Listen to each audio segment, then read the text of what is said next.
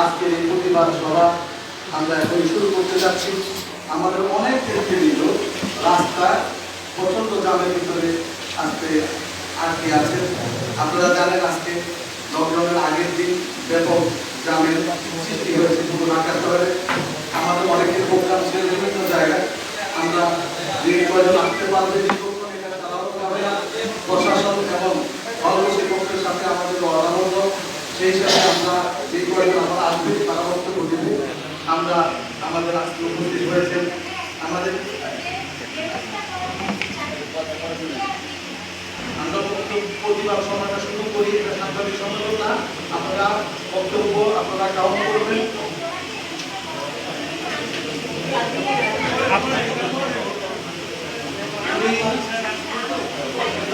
উনি রাস্তায় আছেন, আপনারা জানেন একটু আগে 10 মিনিট আগে একটি লাইভ আর একটা বক্তব্য দিয়েছেন আসার চেষ্টা করতেছে। যতক্ষণ যদি বেশি দেরি হয় তাহলে উনি জানাবেন, আর আপনাদেরকে জানাবেন।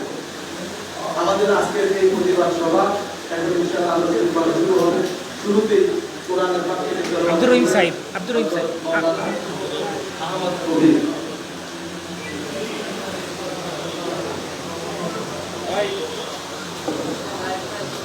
أعوذ بالله من الشيطان الرجيم. بسم الله الرحمن الرحيم. الذين جعلوا القرآن عظيم وربك لنسألنهم أجمعين عما كانوا يعملون فاصدع بما تؤمر وأعرض عن المشركين إنا كفيناك المستهزئين الذين يجعلون مع الله إلها آخر فسوف يعلمون ولقد نعلم أنك يضيق صدرك بما يقولون فسبح بحمد ربك وكن من الساجدين واعبد ربك লাইভটা কেটে যাবে।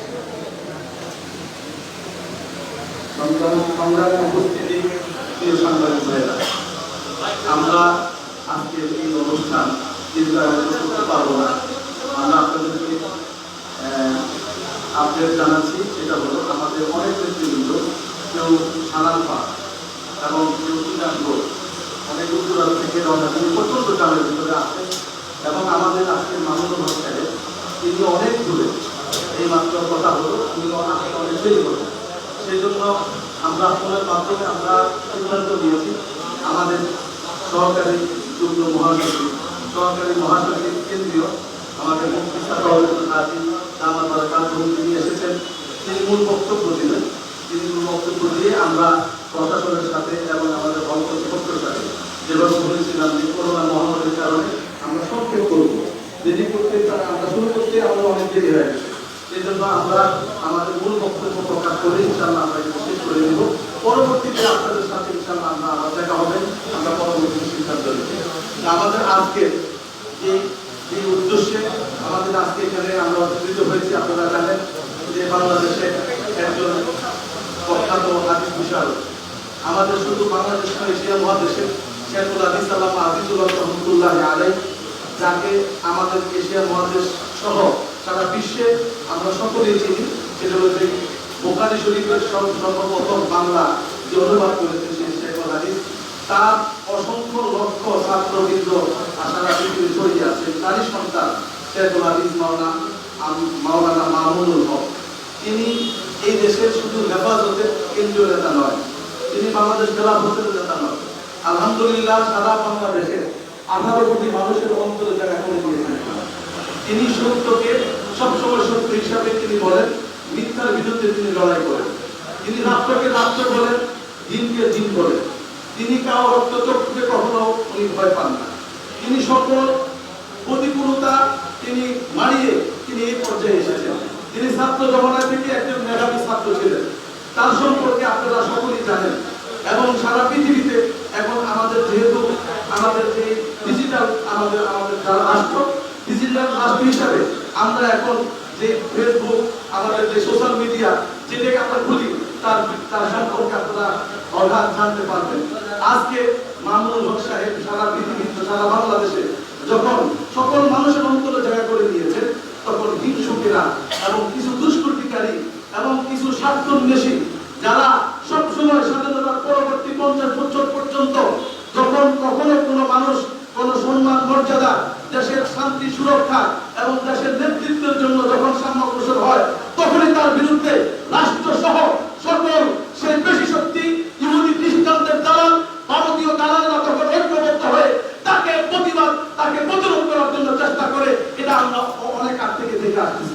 আলহামদুলিল্লাহ, এদিকে মামুনুল হক সাহেবের বিরুদ্ধে যেমন এখন সারা রাষ্ট্রযন্ত্র সহ মাননীয় প্রধানমন্ত্রী সহ জাতীয় সংসদে, পবিত্র সংসদে আমাদের মন্ত্রীরা পর্যন্ত মিথ্যা সংবাদকে তারা প্রচার করতেছেন, যেভাবে তার পিছনে উঠে পড়ে লেগেছেন।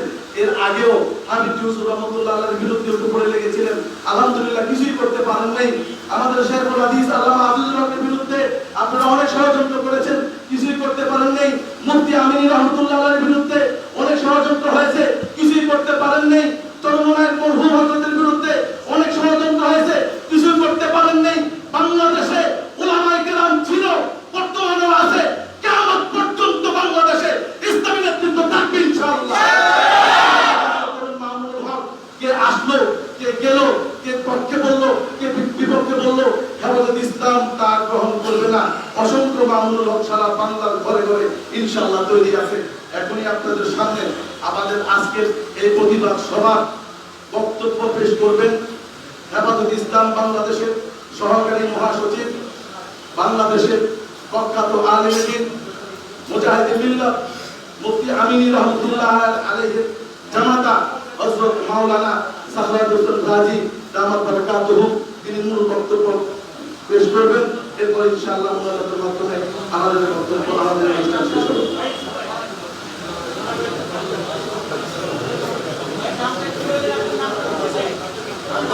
নামটা আবার বলে।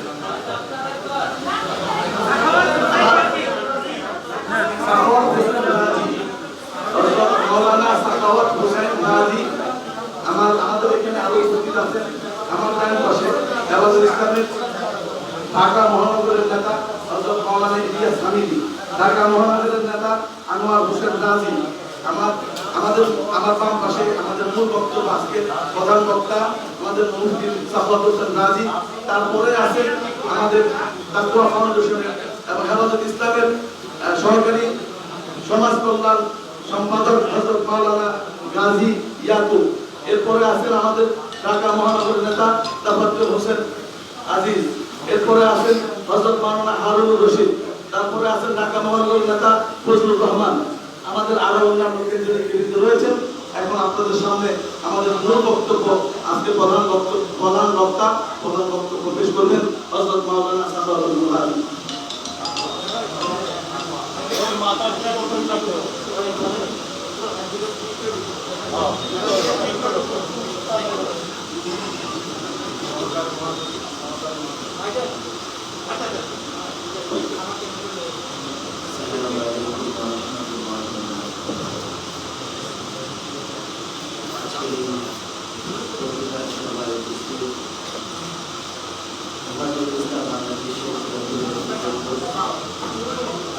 ঢাকা মহানগর নেতৃবৃন্দ, হেফাজত ইসলামের কর্মী সমর্থকবৃন্দ এবং জাতির বিবেক সংগ্রামী সম্মানিত সাংবাদিক বন্ধুগণ, কেন আজকে এই প্রতিবাদ সভা আয়োজন করা হয়েছে এবং আমাদেরকে খুব দ্রুতই এই প্রতিবাদ সভা শেষ করতে হবে। কিছুক্ষণ আগে আমরা ভিডিও করেছি, আগামীকাল ভোর 6টা থেকে লকডাউন শুরু হচ্ছে। মূলত কিছু কথা বলবার জন্য, কিছু বিষয় আপনাদের সঙ্গে শেয়ার করবার জন্য, যদিও ইতিমধ্যে ঘটনার আগমন আপনারা জেনে গেছেন, তারপরও আমরা আমাদের দেখা যায় না আমরা আমাদের আক্রান্ত দুঃখজনক এবং ভারাক্রান্ত হৃদয় থেকে কিছু কথা মূলত কদিন আগে বাংলাদেশে এসেছিলেন আমাদের প্রতিবেশী রাষ্ট্রের প্রধানমন্ত্রী নরেন্দ্র মোদী।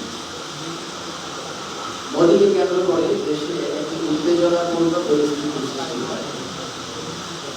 আবার ইসলাম প্রচন্ড ভাবে মোদী বাংলাদেশে আসন এক বিরোধী হওয়া সত্ত্বেও শেষ পর্যায়ে কর্মসূচি প্রদান করার দিকে বিরোধী হয়েছে।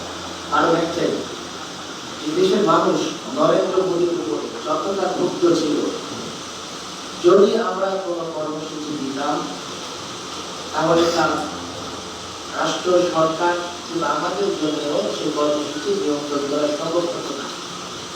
প্রচন্ড ক্ষোভ এবং ঘৃণা থাকা সত্ত্বেও আমরা নরেন্দ্র মোদীকে কেন্দ্র করে কর্মসূচি দেওয়া থেকে বিরত থাকি এবং স্বাধীনতার রজত জয়ন্তী উপলক্ষে আমরা মনে করেছি, যদিও এবারকার যে স্বাধীনতার রজত জয়ন্তী উদযাপন হয়েছে এটা এককভাবে সরকারি দলের লোকেরা করেছে এবং তারা তাদের বক্তৃতায় বলেছে তাদের এই উদযাপন অনুষ্ঠান তাদের দেশের মানুষের না, সরকার দলীয় লোক।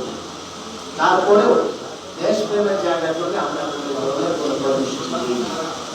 কিন্তু দেশের মানুষ যেহেতু ক্ষুব্ধ, দেশের মানুষ যেহেতু প্রচন্ড ঘৃণা করে মোদীকে এবং তারা অধিকার রাখে আন্দোলন করতে পারবে, সংগ্রাম করতে পারবে, আমরা তাই দেখেছি বাইতুল মুকাররমে সাধারণ মুসলিমরা সেখানে প্রতিবাদ প্রকট হয়েছে। আপনারাও দেখেছেন, অনেক টেলিভিশন লাইভ প্রচার করেছে। যখন বাইতুল মুকাররম মসজিদের জুমার নামাজ চলছে তখন আমরা দেখছি একজন সশস্ত্র রামদা হাতে নিয়ে লাঠি, ছোটা হাতে নিয়ে হেলমেট বাহিনী, তারা প্রস্তুত তখন মুসল্লিরা নামাজ শেষ করবে তাদের উপর আক্রমণ করবে।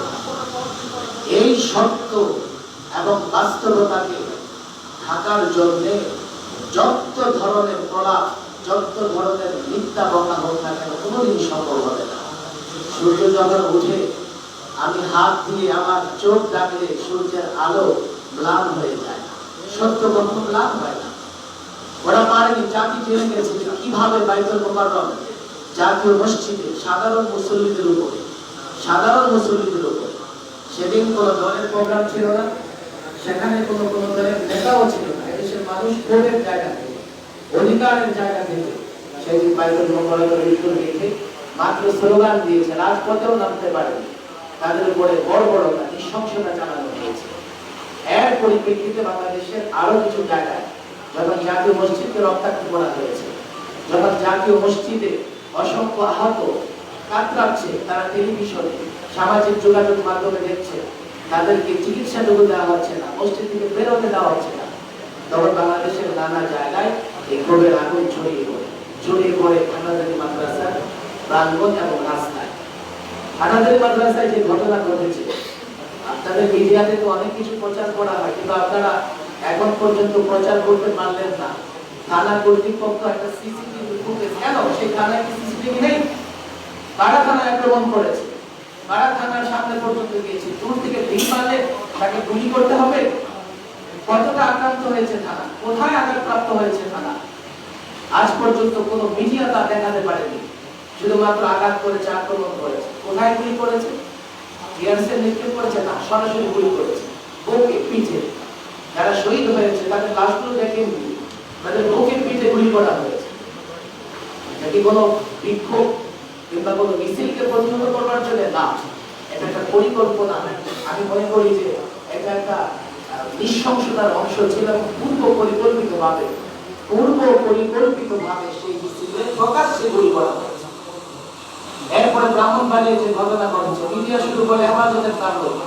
কেন আপনারা এত মিডিয়া ছিলেন? রাস্তায় টায়ার জ্বালালে বিক্ষুব্ধ জনতা ঢিল নিক্ষেপ করলে তাণ্ডব হয়।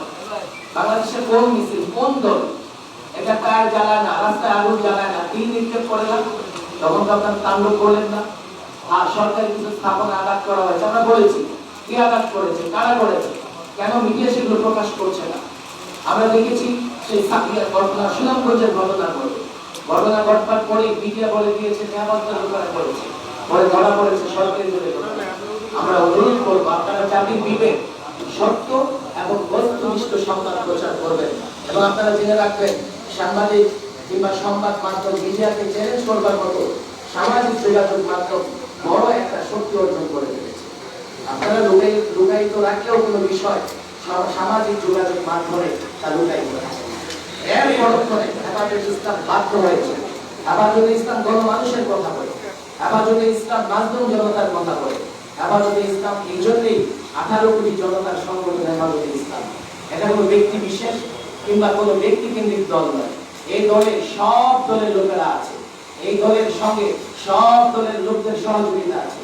এটা যেদিন থেকে হেফাজতে ইসলাম গঠিত হয়েছে সেদিন থেকে আমরা দেখেছি হেফাজতের সঙ্গে এদেশের সকল শ্রেণীর মানুষ রয়েছে। কেন?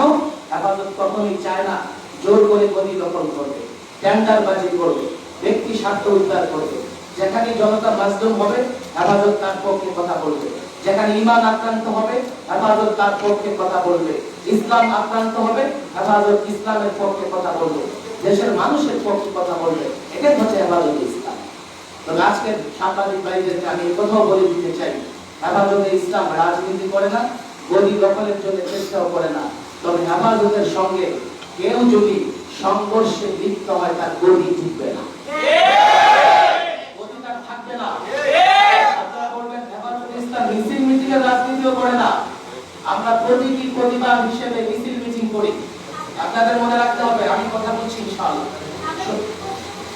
আমি প্রশ্ন শুনবো আপনাদের। হেফাজতে ইসলাম মিছিল করেছে, মিটিং করেছে, হরতাল করেছে, এগুলোর উপর আস্থা বিশ্বাসের জায়গা থেকে না, এটা একটা প্রতীকী প্রতিবাদ। হেফাজতে ইসলাম মূলত সর্বময় ক্ষমতার অধিকারী, আল্লাহর উপর বিশ্বাস এবং আস্থা রাখে। এবং আমরা মনে করি প্রকৃত ফয়সালা আল্লাহই করবেন, আল্লাহই ফয়সালা করবেন এবং সত্য মিথ্যার মধ্যে দেয়াল আল্লাহই তৈরি করে দেবেন। আজকে যা করা হচ্ছে, একজন সতী স্বামী নারীর উপরে অপবাদ লাগানো হচ্ছে। আপনাদেরকে ক্লিয়ার বলি, কোরআনে কারিমে এই বিষয়টি স্পষ্ট উল্লেখ আছে, যদি কোনো সতী স্বামী নারীর উপরে অপবাদ লাগানো হয় তার উপরে আল্লাহর গজব অনিবার্য। অনেকে অনেক রকমের চিন্তা করে, আমরাও মনে করি সরকার দীর্ঘদিন থাকবে, মাননীয় প্রধানমন্ত্রী যতদিন সুস্থ থাকবেন হয়তো তিনি ততদিন থাকবে।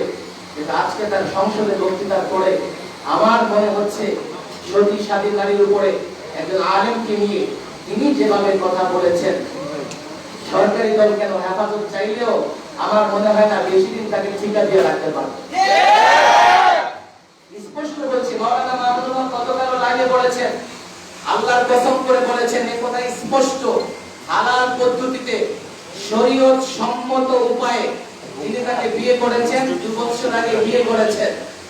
এরপরে যদি কেউ মনে করে মাওলানা মাহমুদুল হক সাহেবের কাছে তথ্য উপাত্ত কি চাইতে পারে, কিন্তু গতকাল যা ঘটনা ঘটেছে আপনি দেখেছেন ফেসবুকের লাইভে, পুলিশ কর্মকর্তা সেখানে উপস্থিত ছিল, সাথে নাকি কিছু সাংবাদিক ছিল, তাদের বক্তব্য শুনেছে ওরা সাংঘাতিক ধরনের কেউ হবে, সাংবাদিক হবে না।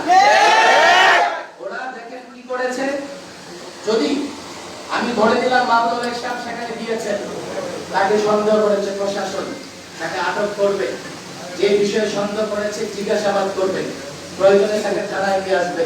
10টা মোবাইল একসঙ্গে লাইভ দিয়ে তাকে আক্রমণ করা, একজন পর্দা নিশীন নারীর পর্দা খুলে দেওয়া, হিজাব খুলে দেওয়ার জন্য তার দিকে টেনে যাওয়া, একসঙ্গে 10 জন 20 জন যুবক তাকে আক্রমণ করা, এটা কোন ধরনের, এটা কোন ধরনের সাংবাদিকতা? আমি জানি সেগুলো সাংবাদিক ছিল না, কারণ সাংবাদিকদের আচরণ এমন হতে পারে না। সাংবাদিকরা কখন আসবে? পুলিশ তাকে আটক করেছে, তার বিরুদ্ধে অভিযোগ করেছে, সাংবাদিকরা এসে তার বক্তব্য দিতে পারে। সাংবাদিকরা কারো কাছে কাবিননামা চাইতে পারে না, কেউ কাবিননামা নিয়ে কোথাও ঘুরতে যায় না। সাংবাদিকরা তারা সাংবাদিক নয়। এবং তারা কারা লাইভে সেগুলো বলেছে, একজন সে পরিচয় দিয়েছে সে থানার ছাত্রলীগের সভাপতি, আরেকজন পরিচয় দিয়েছে সে ওই থানার যুবলীগের সভাপতি। এই ঘটনাগুলো তাদের ক্যামেরায় এবং নারায়ণগঞ্জের কিছু অনলাইন আমরা দেখেছি, অনলাইন নিউজ পেপার হয়তো নিউজ পোর্টাল, তাদের যে ফেসবুক পেজ আছে সেখান থেকে আমরা প্রকাশ্যে দেখেছি এইভাবে তাকে হেনস্থা করা হয়েছে। সেখানে যদি প্রশাসন কিংবা সাংবাদিক ভাইরা কোনো তথ্যের জন্য যেতেন, তাহলে এতটা মারমুখী আচরণ, এতটা হেনস্থা একজন আলেম কি করতে পারেন না? একজন পর্দাশীল নারীর দিকে এভাবে তেড়ে যেতে পারেন না? সেখানে তো হাজার লোক ছিল না, একটা মামুনুল হক সাহেব ছিল, সেখানে তার সঙ্গে তার স্ত্রী ছিল। স্পষ্ট বক্তৃতা দেওয়ার পরেও সন্ত্রাসী কায়দায় তাকে হেনস্থা করা হয়েছে। গোটা জাতি দেখেছে, গোটা জাতি দেখেছে। এটা কত বড় নির্লজ্জ এবং বেহায়াপনা হতে পারে যে একজন নারীর দিকে, আজকে নারী অধিকারের কথা বলা হয়, একজন নারীর চরিত্র নিয়ে এইভাবে জাতীয় সংসদে কি করে বক্তৃতা রাখা হয়? কি করে? আমি বুঝি না কি করে জাতীয় সংসদের মতো একটি পবিত্র জায়গায় একটি নারীর চরিত্র নিয়ে এইভাবে কথা বলা যেতে পারে, যে কি ধরনের বক্তব্য হতে পারে। সাংবাদিক বন্ধুগণ, সম্মানিত উপস্থিতি, আপনারা সকলেই জানেন কালকে কি ঘটেছে। আজকেও মামুনুল হক সাহেব স্পষ্ট লাইনে এসে বলেছেন, এবং তিনি মুবাহালা বলে, এটা আপনারা বুঝবেন না, তিনি স্পষ্ট বলেছেন, আমি যদি মিথ্যুক হয় আমার কথায়, আমার উপর যে আল্লাহর গজব করে, চ্যালেঞ্জ গ্রহণ করুক ক্ষমতাসীনরা, তারা যদি মিথ্যুক হয় তাদের উপর যে আল্লাহর গজব করে। আল্লাহর কসম করে বলি, আপনাদেরকে ভয় দেখানোর জন্য না, আমার বিশ্বাসের জায়গা থেকে বলি, হযরত ইউসুফ আলাইহিস সালামের উপরে চারিত্রিক অপবাদ লাগানো হয়েছিল। হযরত মুসা আলাইহিস সালামের উপরে নমরুদ কারণ চারিত্রিক অপবাদ দিয়েছিল। কারণ হযরত মুসা আলাইহিস সালামের উপরে, কারণ কি আল্লাহ তাবারক ওয়া তাআলা গোটা বডি মাটির নিচে দাবিয়ে দিয়েছে। একজন নারী যখন ব্যথিত হয়, একজন নারী যখন কলঙ্কিত করবার চেষ্টা করা হয় নারীকে, তার আত্মা এতটা কষ্ট হয়, তার অন্তর এতটা ব্যথিত হয়, আল্লাহ তাবারক ওয়া তাআলা তার সেই আহাজারি, রোনাজারি, তার সেই ডাক কখনো ফিরিয়ে দেন না। এজন্য আমার ভয় হয় আমাদের কিছু করতে হবে না, আল্লাহর গজবে ষড়যন্ত্রকারীরা ধ্বংস হয়ে যাবে নিশ্চয়ই। ইসলাম বাহ্যিক শক্তিকে বিশ্বাস করে না, যারা রাতের বেলায় উঠে শুধু দিনের বেলায় মিছিল করে না। আমাদের কোনো ব্যক্তিগত স্বার্থ নেই, রাজনৈতিক স্বার্থ নেই, দেশের জন্য, দেশের কল্যাণের জন্য আমরা কথা বলি, আর রাতে উঠে দোয়া এবং কান্নাকাটি করি। আমরা বিশ্বাস করি আল্লাহ যা চান তাই করতে পারেন। অবশ্যই আল্লাহ তাবারক ওয়া তাআলা সত্য এবং মিথ্যার মধ্যে পার্থক্য তৈরি করে দেবেন। আমরা দুঃখিত, আমরা জাতি হিসেবে লজ্জিত, মাননীয় প্রধানমন্ত্রী নারী হয়ে একজন নারীর প্রতি আজকে অপবাদ দিয়েছেন, একজন নারীকে যেভাবে কলঙ্কিত করবার চেষ্টা করা হচ্ছে, এটা অত্যন্ত দুঃখজনক। এর নিন্দা জানানোর কোনো ভাষা আমাদের কাছে নেই। এবার মামুনুল হক সাহেব যে বক্তৃতা রেখেছেন, ব্যক্তিগতভাবে সেখানে পরবর্তীতে প্রশাসনের লোকেরা, আপনার লোকাল থানা যে ওসি এবং জেলা দায়িত্বশীল ঊর্ধ্বতন কর্মকর্তারা সেখানে উপস্থিত ছিলেন, তাদেরকেও কি বলেছেন। সব কিছু বলার পরে আজকের বক্তৃতায় এসে আমরা এমন ধরনের বক্তৃতা শুনতে পাচ্ছি, মনে হয় যে মামুনুল হক সাহেব, আল্লাহ মাফ করুন, সেখানে কোনো অপবিত্র কাজ করতে গিয়েছিলেন। অত্যন্ত দুঃখজনক। আমি আপনাদেরকে ক্লিয়ার করতে চাই, মাওলানা মামুনুল হক সাহেব কসম করে বলেছেন এবং সর্বশেষ তিনি কথা বলেছেন, শারীরিকভাবে হালাল উপায়ে পারিবারিকভাবে মাওলানা মামুনুল হক সাহেব তার দ্বিতীয় স্ত্রী, যা এখন যা নিয়ে আমরা আলোচনা করছি, তার সঙ্গে বৈবাহিক বন্ধনে আবদ্ধ হয়েছে। আমি মনে করি না এরপরে আর কোনো ধরনের কোনো কথা থাকতে পারে।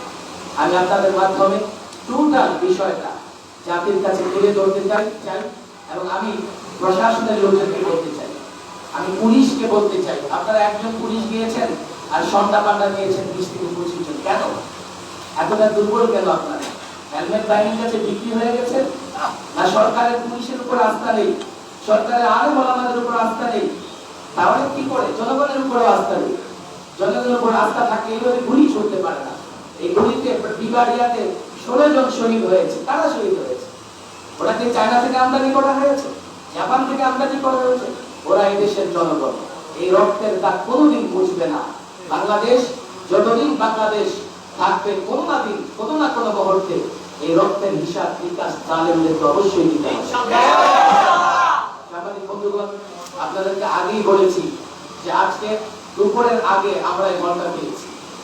অনেক চেষ্টা করে কাল থেকে কোথাও আমরা প্রোগ্রাম করবার সুযোগ পাইনি এবং আমরা প্রকাশ্যে প্রোগ্রাম এই জন্যই করিনি, যেহেতু আগামীকাল ভোর থেকে লকডাউন শুরু হচ্ছে।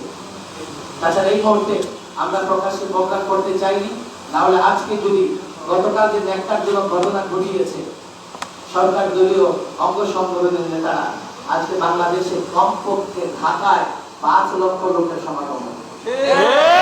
এবং এর জন্য হেফাজতে ইসলামের 5 ঘন্টা অপেক্ষা করতে হতো না। আমরা চাই না, আমরা কোনোভাবেই সংঘাতে জড়াতে চাই না। আমরা শান্তি শৃঙ্খলা বিশ্বাসী, আমরা শান্তি প্রিয়। আমরা এখনো প্রশাসনের উপরে আস্থা রাখতে চাই, তাদেরকে তাদের বিবেক বোধ আমরা জাগ্রত করতে চাই, তাদের মানবতা বোধ আমরা জাগ্রত করতে চাই। এভাবে দেশ চলে না। একজন প্রশাসনের লোক থাকবে আর সঙ্গে 20-25 জন সন্ত্রাসী থাকবে, আবার কেউ নিজেকে সাংবাদিক পরিচয় দেবে অনৈতিকভাবে। আমি যদি কোনো অপরাধ করি, অন্যায় করি, দেশের আইনের উপর যদি খোদ সরকারের আস্থা না থাকে, পুলিশ বাহিনীর উপরে যদি খোদ সরকারের আস্থা না থাকে, আমি জানি না এই দেশটা কিভাবে চলবে, এই দেশটা কিভাবে চলতে পারে। বেশি দিন চলতে পারে না। তবে এখনকার যে অবস্থা, এটা ইন্নাল্লাহ ওয়াফানা হবে। আল্লাহর কসম করে বলছি, অবশ্যই আল্লাহর কাছে তাদের জবাব দিতে হবে। একজন সতী সাধী নারীর উপরে অপবাদ দেওয়া আল্লাহ কোনোদিন বরদাস্ত করেন না। আল্লাহ কোনোদিন বরদাস্ত করেন না। আপনাদের মাধ্যমে সরকার প্রধানকে আমি তাওবা করবার আহ্বান জানাবো। আপনি ভুলে আছেন, ভুল তথ্যের উপরে নির্ভর করে আপনি এগুলো বলেছেন।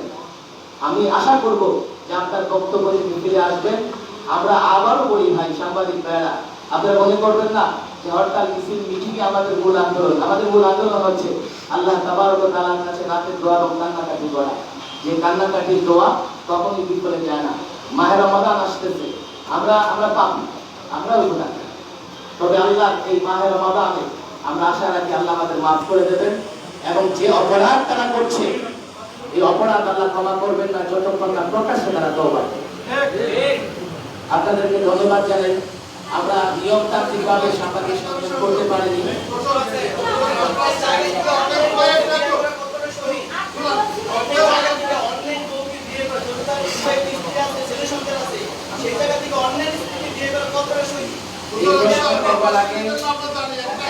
একটা প্রশ্ন, অন্যের স্ত্রী, এই প্রশ্ন করবার আগে সাংবাদিক ভাই আপনি আগে বলেন, আপনি কি করে জানেন অন্যের স্ত্রী?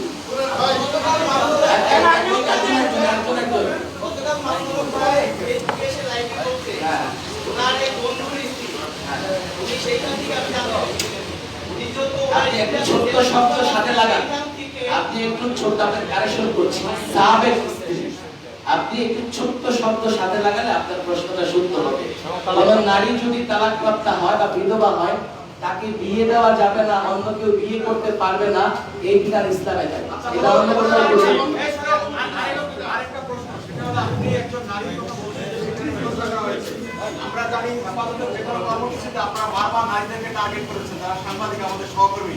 গত প্রোগ্রামে কয়েকজন নারীকে আপনারা টার্গেট করেছেন, আজকে নারীর কথা বলছেন, আমাদের খুব ভালো লেগেছে। কিন্তু আপনাদের এই ধরনের প্রোগ্রামে বারবার কেন আপনারা আমাদের সাংবাদিকদের যারা নারী তারা টার্গেট হচ্ছে, আপনার বক্তব্য কি? অত্যন্ত সুন্দর প্রশ্ন। নারীদের টার্গেট হচ্ছে, এটা কোনোভাবেই এর সত্যতা নেই। আজ পর্যন্ত হেফাজত কখনোই কোনো নারীকে টার্গেট করতেই পারে না। আমরা নারী অধিকারে বিশ্বাসী, আমরা নারী মর্যাদায় বিশ্বাসী। আমরা মনে করি মর্যাদার দিক থেকে একটা নারী কোনোভাবেই কোনো পুরুষের চেয়ে কম। আরেকটা বিষয় আপনি যদি বলেন খোলাসা করে প্লিজ, সেটা হলো কালকে আপনার তার কয়েকটা আপনার কল রেকর্ড, আপনার টেপ রেকর্ড আপনার ভাইরাল হয়েছে। সেখানে এর আগে আপনাকে আপনি শেষ করেন, এর আগে আপনি বলেন ডিজিটাল আইনে ফোন আলাপ রেকর্ড করবার পরে ডিজিটাল আইনে তার কয় বছর শাস্তি হতে পারে?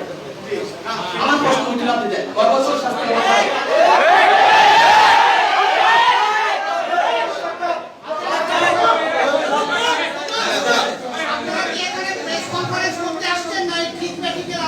আমরা প্রতিবাদ করি, এটা প্রতিবাদ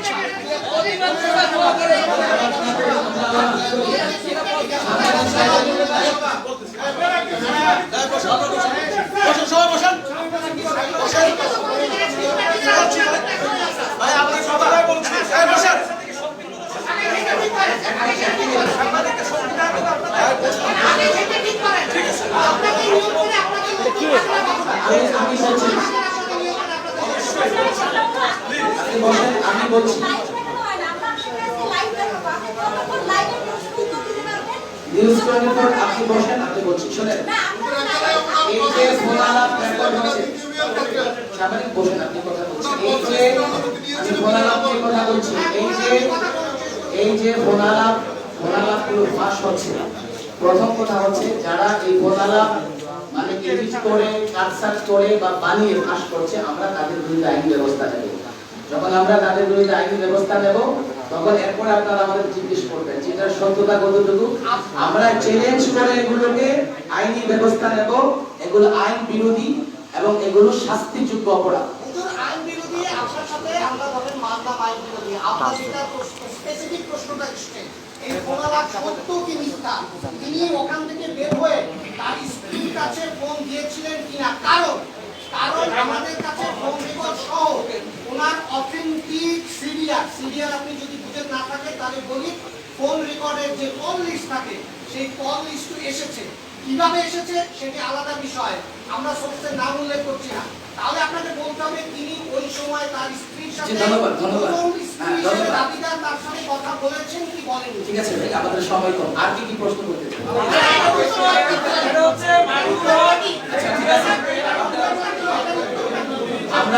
আমি সর্বশেষ প্রশ্নের উত্তর দিচ্ছি।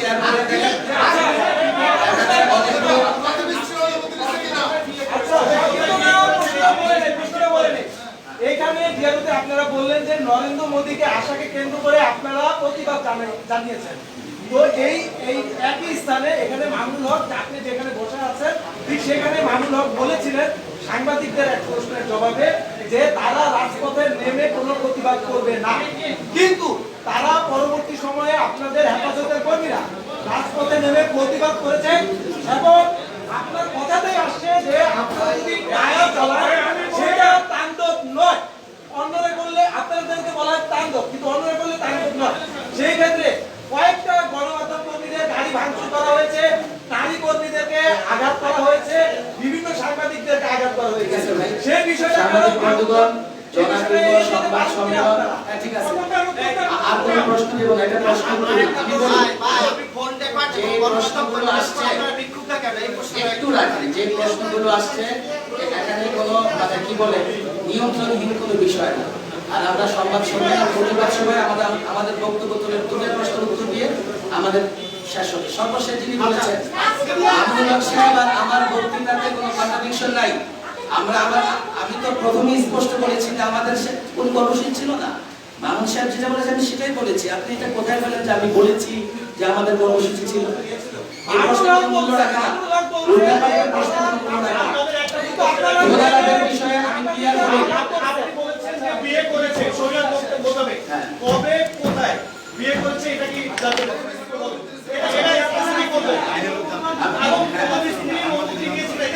ধন্যবাদ সাংবাদিক ভাইরা। আমি আপনাদেরকে বলি কবে কখন কিভাবে বিয়ে করেছে মামুন সাহেবের বক্তৃতা, এটা তার ব্যক্তিগতভাবে তিনি বক্তব্য দিবেন, উত্তর দেবেন। আমরা হেফাজতে ইসলামের পক্ষ থেকে কমন জায়গাগুলো নিয়ে কথা বলছি। যদি আরো বেশি কারো জানার প্রয়োজন হয় মামুন সাহেব অবশ্যই নিজের সাথে কথা বলবেন।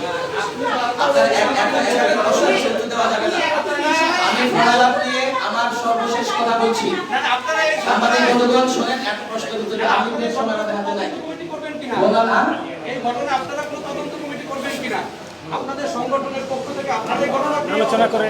ঠিক আছে, আর প্রশ্ন করবেন না। আচ্ছা শুনেন, আমি 8 মিনিটের সময় হাতে নাই। লাস্ট প্রশ্ন সেটা হলো যে আপনি নিজেই বলেছেন হেফাজতের এই প্রোগ্রামে অনেকে আপনার আহত নিহত হয়েছে, আপনাদের সহকর্মীরা, তাদের জন্য আপনারা ব্যতীত এইরকম একটা সময় আপনার মামুনুল হককে আপনার দিয়েছে, ঠিক আছে, আপনার রিপ্লেসমেন্ট ভিজিটে আপনার এটা আপনাদের এই যে চেতনা বা আপনার ধর্মীয় মূল্যবোধ এটা করতে যায় কিনা একটু স্পষ্ট করেন। আর প্রশ্ন করবেন না ভাই, আর লিমিটেড সময় হাতে নাই। এই ফোন রেকর্ডের যে বিষয়টা আসছে, আমরা বাংলাদেশে মানে সত্য দেখেছি ফোন রেকর্ডের প্যালাসমতি কি, আমরা এটা আইনিভাবে মোকাবেলা করবো সেটা আপনাদেরকে বলেছি। অবশ্যই আইনি মোকাবেলা। দ্বিতীয় বিষয় হচ্ছে দেখেন মানুষের কোথায় গিয়েছে, একেবারে সোনারগাঁ, ঢাকা থেকে 20 মিনিট চলে সোনারগাঁয়ে যাওয়া যায়। সেখানে ঘুরতে গিয়েছেন, নিরাপত্তার জন্য একটা রিসোর্টে তিনি উঠেছেন। এটা আপনার কাছে ব্যক্তিগতভাবে বা কারো কাছে আপত্তিকর মনে হতে পারে, তো ব্যক্তিগত কারো কাছে আপত্তিকর মনে হলেও সবার কাছে সেটা আপত্তিকর মনে হবে এটা জরুরি না। আমি মনে করছি যে আপনাদের কাছে মূল বিষয় হলো দেখেন আজকে আমরা যে সন্ত্রাসের শিকার, আপনি দেখেন তাকে আপনিও ছাড়া পাবেন না। আপনারাও অনেকবার এই যে সাগর নিয়ে এখনো হত্যাকাণ্ডের বিচার হয়। আমরা জনগণের পক্ষে কথা বলি, আশা করি আপনারা আমাদের সঙ্গে থাকবেন।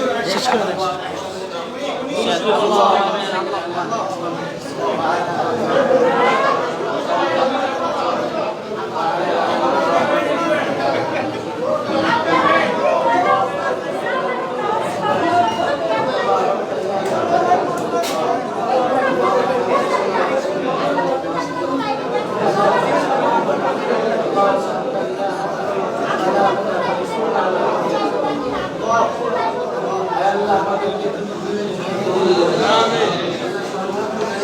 ধরো, আল্লাহ ষড়যন্ত্রকারীদের তুমি ধরো, ষড়যন্ত্রকারীদের তুমি ধরো, আল্লাহ আমাদেরকে দিনের পথে অনুসরণ করো। আল্লাহ সাংবাদিক বন্ধুদেরকে ন্যাশনাল ইসলামের জন্য কবুল করো, তাদেরকে সরকার ও বস্তুনিষ্ঠ সংবাদ পরিবেশনা করার তৌফিক দান করো। আল্লাহ যাদের ভিতরে মরদ আছে ন্যাশনাল ইসলাম বিরোধী, তাদের জন্য তুমি যথেষ্ট।